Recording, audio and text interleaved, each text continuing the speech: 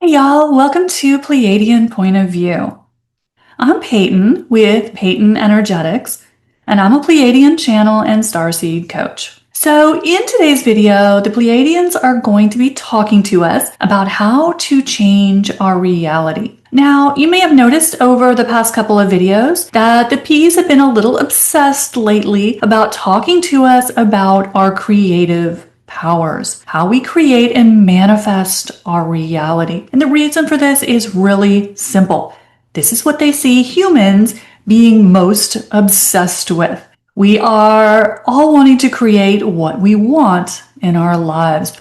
Our whole lives revolve around this, getting what we want. And so the P's want to help us do this better. So they've been talking in several of the past videos about how we create. Because as they like to tell us, when you understand the mechanics of something, it's much easier to make it work. So today they're going to continue talking about how we create our reality, just giving more of those tools to help us actually manifest those things that have been eluding us. We've been trying for a long time and we just haven't been able to make it happen. But before we dive into today's conversation, don't forget to hit the subscribe button and the like button if you haven't done it. So in recent videos, the Pleiadians have been talking to us a lot about creation, how we create things in our experience, because most of us are all trying to create the same things.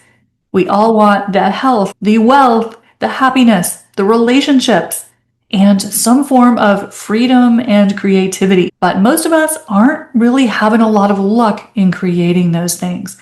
So the P's have been talking a lot about creation to help us troubleshoot this, get a little better at creating what we want. Now, what they want to kind of focus on in today's video is helping us understand the mechanics of the process. Because as they have been telling us for a long time, one of the greatest illusions of 3D is the belief that there is an external reality. And most of us understand that. We are obsessed with what is out there. We are constantly looking for sources of information to tell us what is happening, what is going on. We are obsessed with the world around us. What's going on? What are people doing? What's happening? We just can't get enough of it. But the downside of this process is we're giving away a lot of our creative power. Because as the P's have told us many times, there is nothing outside of us. What we think of as that all-important external world is just a projection of our consciousness. It's like a movie we are projecting around us.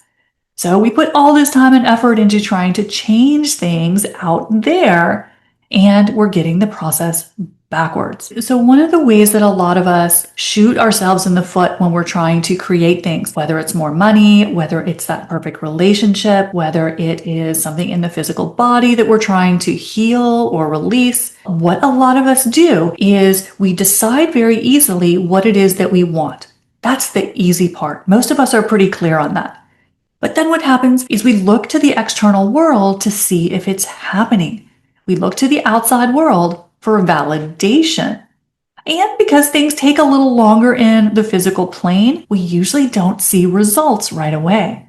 But what happens then? This sets up a process where we look for the validation in the outside world. We go and check our bank account statement. We go to check our phone to see who's texting us, and we're looking for validation outside of ourselves. And we're usually disappointed, which sets up a pattern of disappointment and doubt around our creative abilities. So what the P's wanted to offer us today is a little way to adjust this process slightly so that we get better results. So one of the things that sends us off track a bit is that immediate search for external validation. And so what the P's wanted to encourage us to do instead of immediately going to look to see if it has worked is instead to look to our imagination for validation. So say, for example, you're trying to create more money, and maybe you sit down and you do a meditation on abundance, or you're listening to a video on how to create abundance.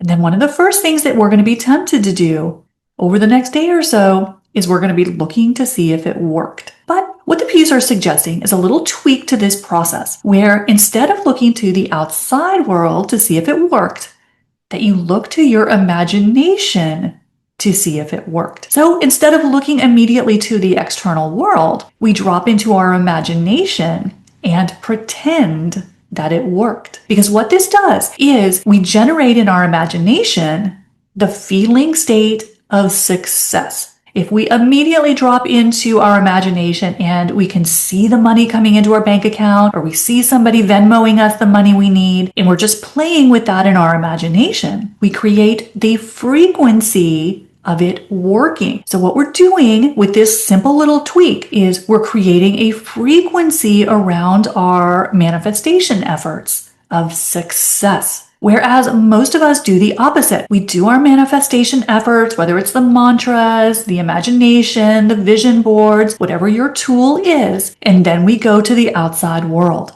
We look to see if it worked, which almost always creates disappointment because we just don't see things right away in the outside world.